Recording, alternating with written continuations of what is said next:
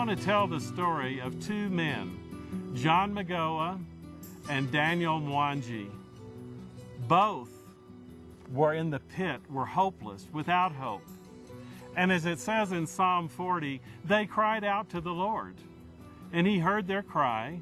He lifted them out of the pit. He put their feet on the rock, and he put a new song in their heart. The way that Daniel and John ended up in the pit is different from one another. One is a Ugandan boy who was dragged there by witchcraft.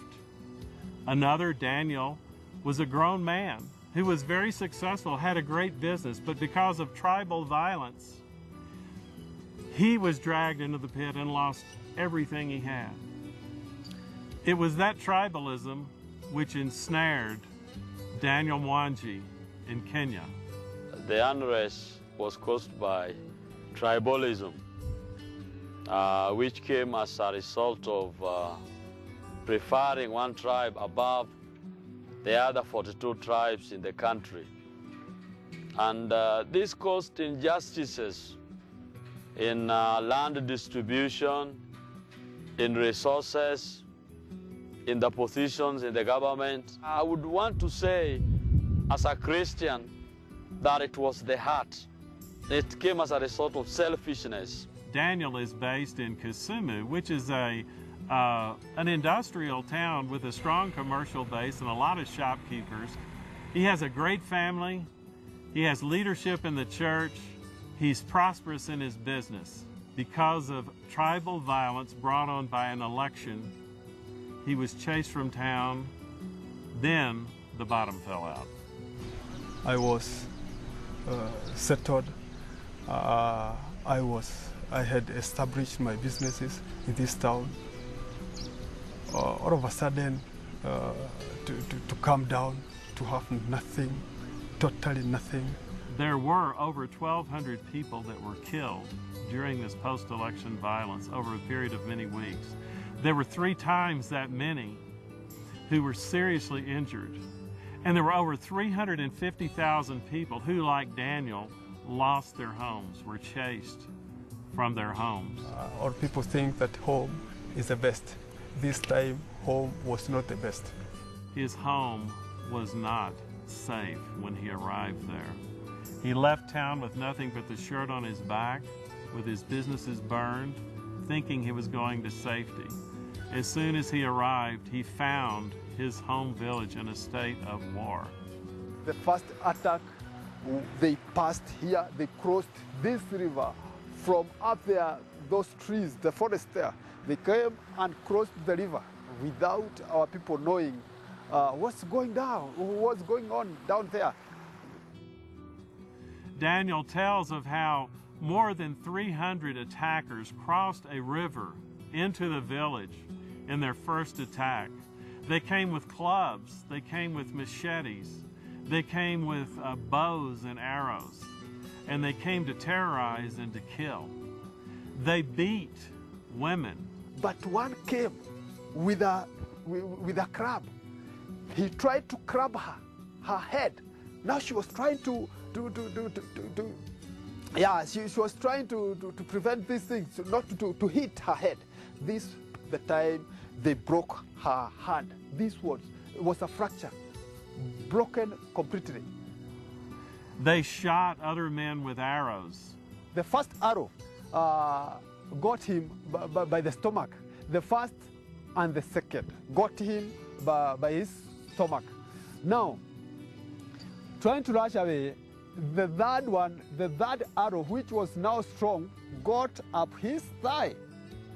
The head, the tail broke out and fell down. Only the head of that arrow to remain in his thigh. God is great and God is good. That arrow in the thigh stayed there for good 2 years. This man, as you can see him here, he fell down. This is the arrow. This is the arrow that was in his thigh for 2 years.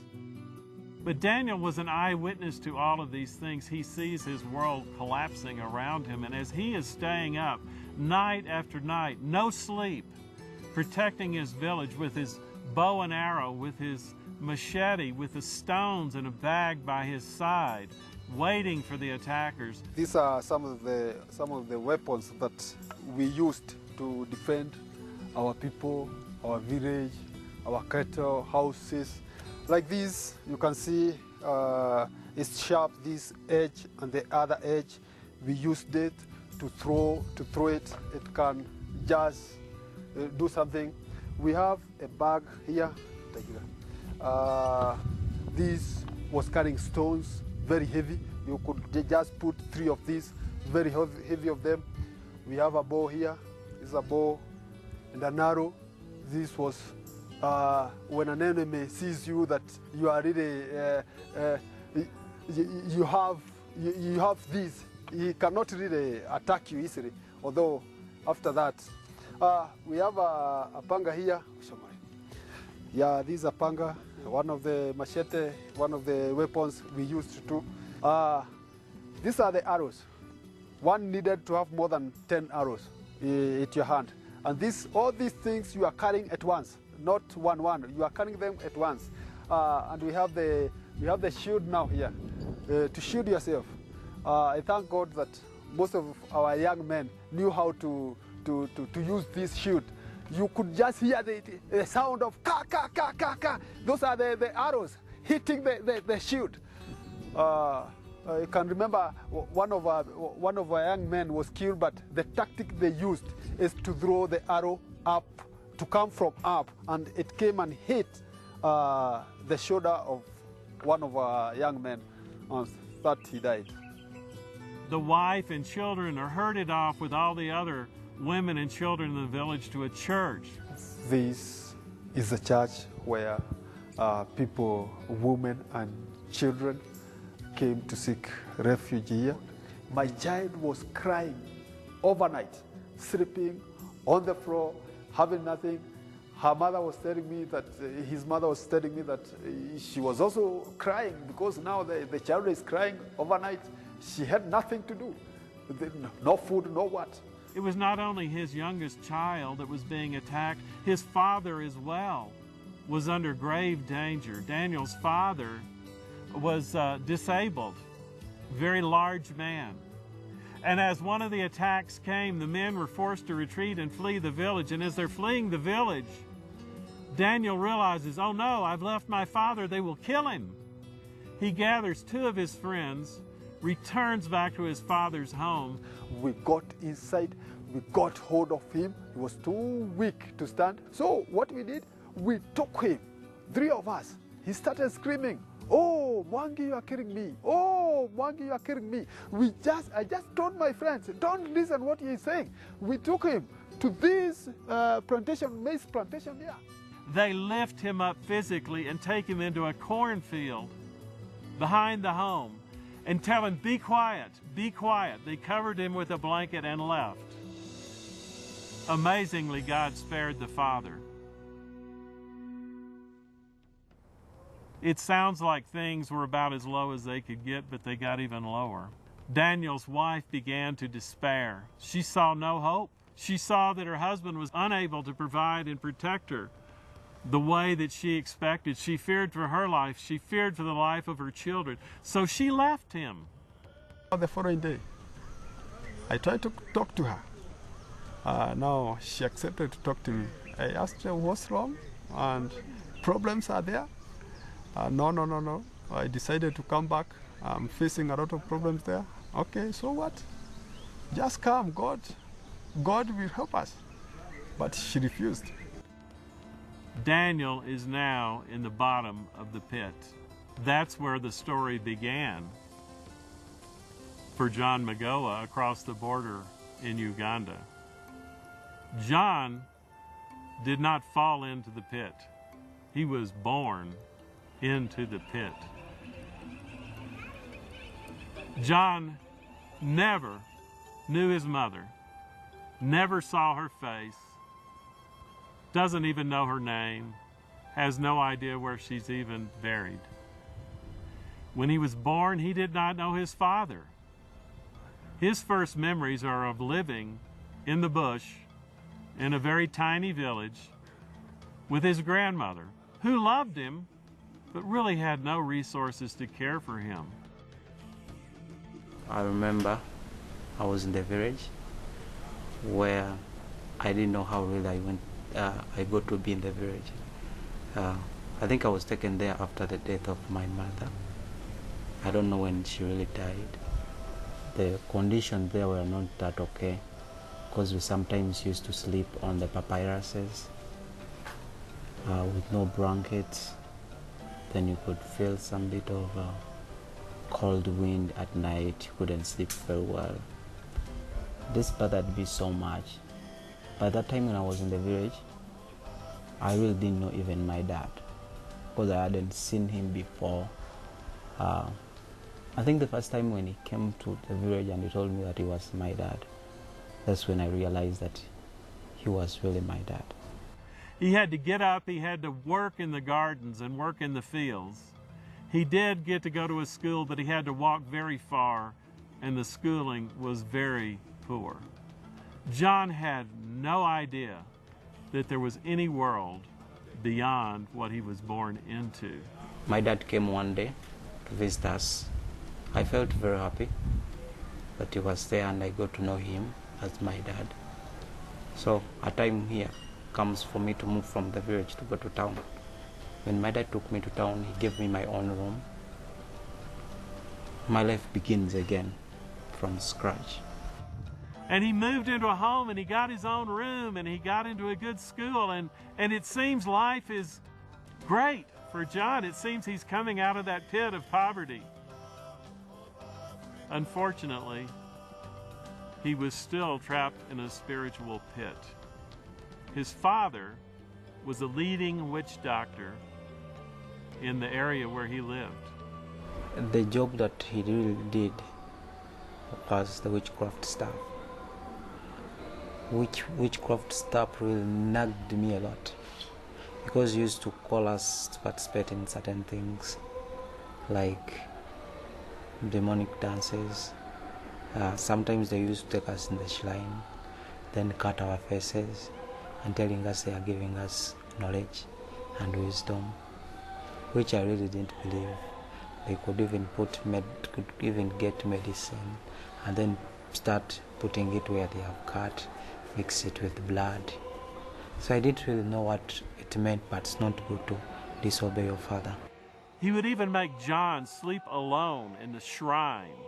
The shrine is a small building that is dedicated to the witch doctors as a place of worship to the demons. He would lock John up in there. John would hear terrible sounds and be traumatized. This was where John found himself, thinking he'd been delivered. Now, he was in more bondage than ever. They believe in sending some powers to kill, to save, to bring the rain, to bring riches, to heal. So there's that kind of belief, which is where people are involved in all that kind of faith. As John sat in the windowsill of his home, he could hear singing, and that singing was from a church next door. John was drawn to that singing. He felt there was something real there. What helped me so much was the church behind us. Whenever I heard the music, I really felt good. Sometimes I used to sneak out of the house in the night on Friday overnights to go to the church and watch what these guys were doing. I really felt very good when I heard this music when it was playing, because it's like it restored my soul when my soul was being offered to the spirits again. So many times I felt like I needed to serve one master and not the spirits.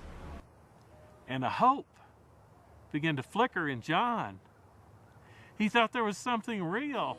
Nobody told him that. He just knew it in his heart, and he was drawn to that singing.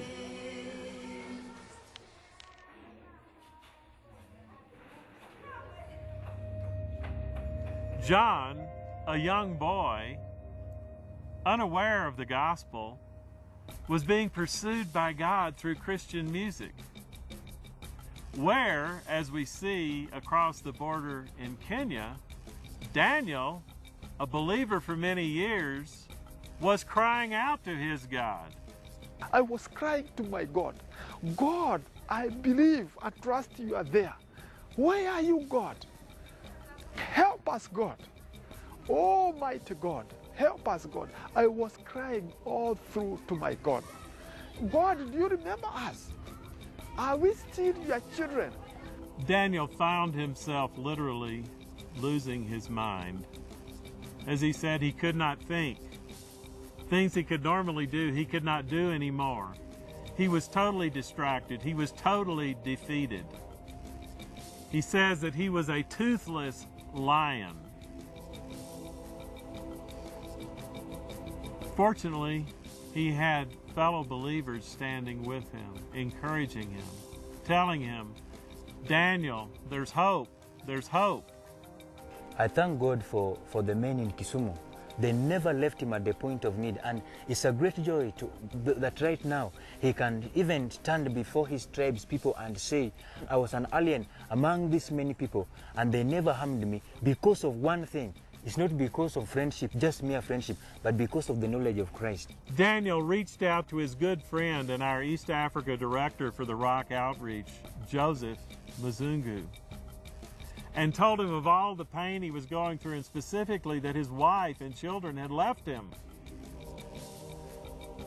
Joseph agreed to help mediate that with his wife, with Daniel's wife, to try to provide reconciliation. Language, I don't know which words he used, but what I know is that God used our brother Mzungu to let my wife come back. This was the first ray of light for Daniel. They came back together. They still struggled. Yet the day came when the dangers started to go away. The violence cooled. The people in Kenya realized the horrors that had been committed, and many of them repented. We have been walking around the city repenting of this sin because we know how bad it is when the blood of our brothers cry against us. His friends from where he originally fled in his home, in his town of Kisumu, where he had his businesses, were saying, Daniel, come back, we miss you. Things are fine now. Please come back. This was Daniel's heart's desire, but he had no means of doing it. He shared with me, and Joseph, his friend, shared with me. We think it's safe, we think he can come back, but he has nothing. I shared this in an email with some of our Rock supporters. Within 30 minutes, we had the funds for Daniel to go back to reestablish his business. First day he came back, when he came back visiting us, and he gave us a report that actually he is now coming back. Everybody was excited, and people clapped and people shouted with joy. That was a sign of great welcome.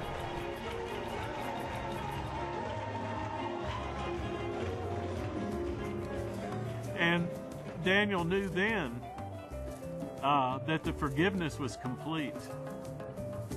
And Daniel teaches us that forgiveness is the greatest part of reconciliation. Even as he came back, and even as he was able to reestablish his store, he was constantly faced with the injustices that had been done to him and his family in the past. The former customers, they were just coming to us. Some of them wearing our clothes, children's, my wife's clothes, but it was also hard for my wife and the children. They were telling me, oh, I saw so-and-so with my clothes. What can we do? I was just telling them, God will provide new clothes.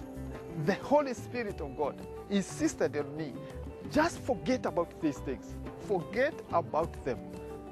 You are my child, and I'm able to give you. I'm the one who gave you, and I will give you more and more. I thank God. Up to now, I have seen the hand of God. what a living embodiment of living the Christ-like life he has been, and how he's impacted so many lives through that. Daniel's business now is doing better than it ever did. Welcome, welcome. It worked to encourage us a lot. Myself, I was motivated by him, by experience he went through, by the calm that he exemplified in that moment, by the hope that he was radiating even in the moment of hardship, and by the fact that right now he again can stand and say, look what the Lord has done.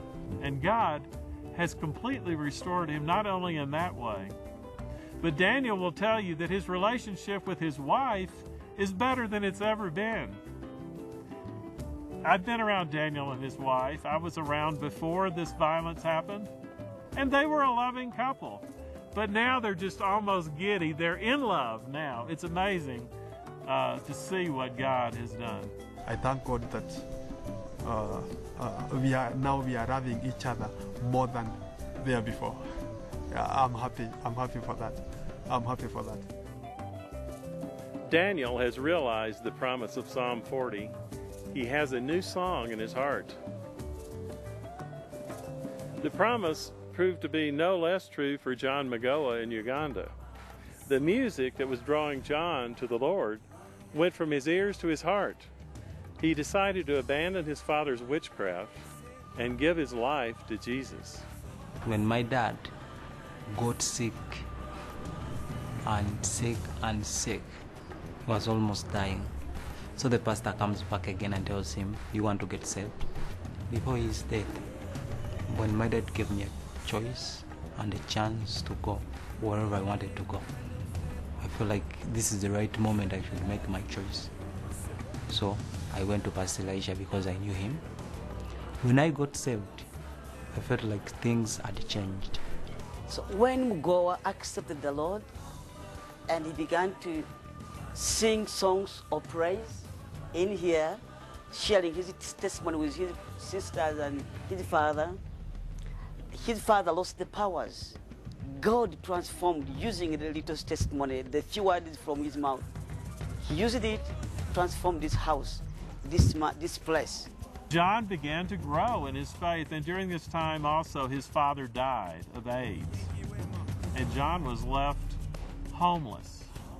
Well, the church took him in and put him into a home for children that they had, an orphanage.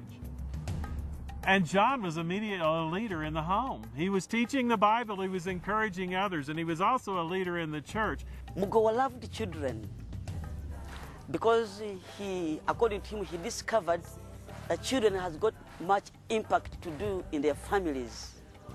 And he used to love children, to teach them the word of God, and to tell them that they can be a blessing in their families, teaching them songs, teaching them Bible verses. Many people are involved in witchcraft. Some are stronger, others are not strong, but somehow, somewhere, families are involved in witchcraft. They trust some superpowers other than God. So he knew when the children would share with their parents, they would change them to the Lord was time. And we saw tremendous fruit in his ministry. He would work in camps. They would do camps for children along Lake Victoria, and he thrived in that, and the children really responded to him.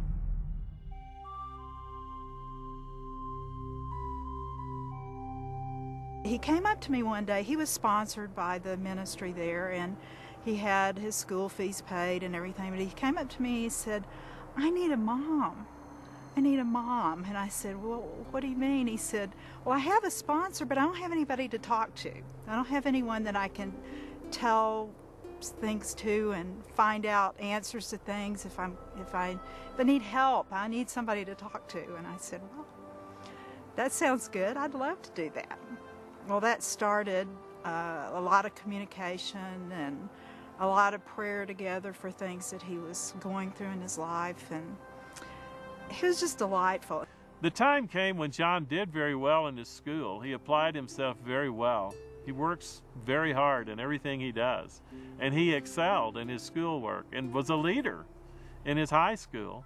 And he qualified for the Rocks University Scholarship Program. He applied and was accepted.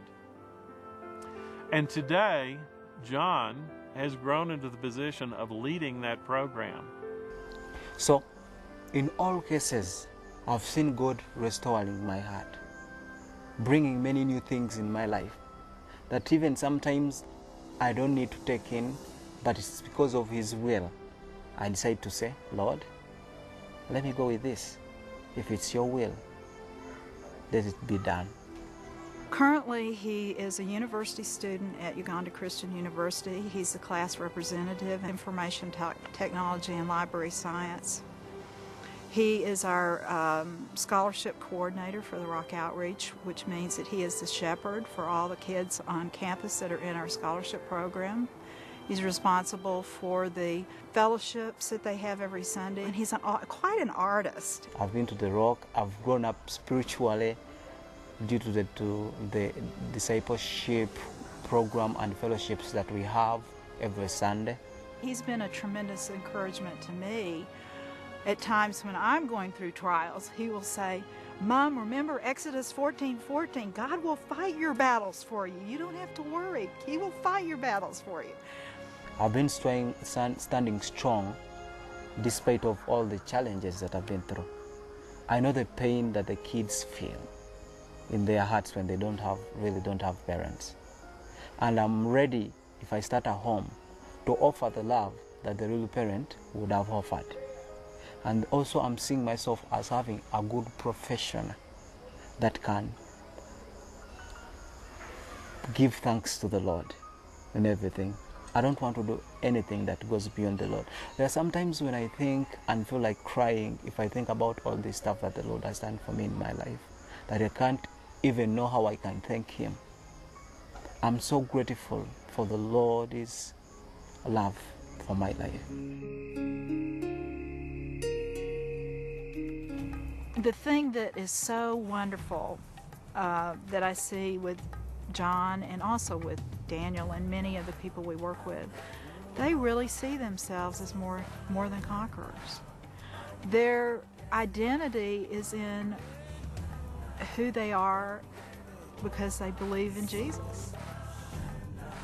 They really do. It's not just some theological concept in their mind. They believe it day to day. They know Jesus is the Son of God who died on the cross as payment for their sins and rose again. They have put their trust in Him for forgiveness and favor with God. And they will always point you to the Lord if you share with them your challenges. And we're very open with them. They will always point you to the Lord by saying, but we're more than conquerors. We're supposed to trust the Lord to fight our battles for us. We're not supposed to be victims. That is exactly where Satan wants us to be. Both John from Uganda and Daniel from Kenya now radiate the joy of the Lord. And it's that joy of the Lord that they radiate, and that powerful testimony that they give, and that knowledge from where they have come that cries out the verses of Psalm 40. I waited patiently for the Lord. He turned to me and heard my cry. He lifted me out of the slimy pit, out of the mud and mire. He set my feet on a rock and gave me a firm place to stand. He put a new song in my mouth. Many will see and fear and put their trust in the Lord.